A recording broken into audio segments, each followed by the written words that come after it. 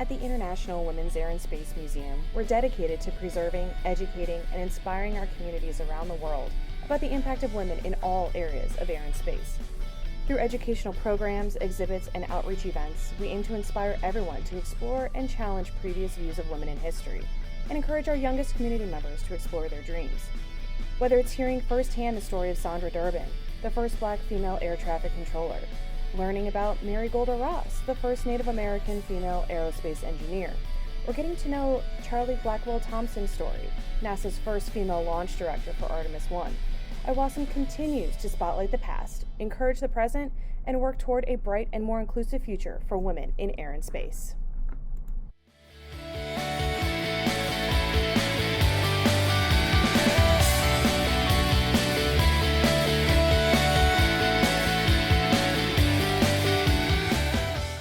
And at our museum, at the International Women's Air and Space Museum, we try to encourage girls to be interested in STEM education. Did you have a particular mentor when you were growing up that got you interested in STEM fields? I was pretty naturally interested in STEM fields, but I will say I do remember in high school I loved physics, and me and one of my other classmates especially loved physics. And so first we took honors physics, then we took our first AP physics, and we just wanted more. And this teacher would stay after school and meet with us to have more physics lessons, just particularly for me and this other student. So that was something that they didn't have to do, but they went out of their way to do and really stuck with me. Yeah, I think something that has become something I've become more aware of since I've been here and thought back to, as a child, why was it that I connected with certain people vice others?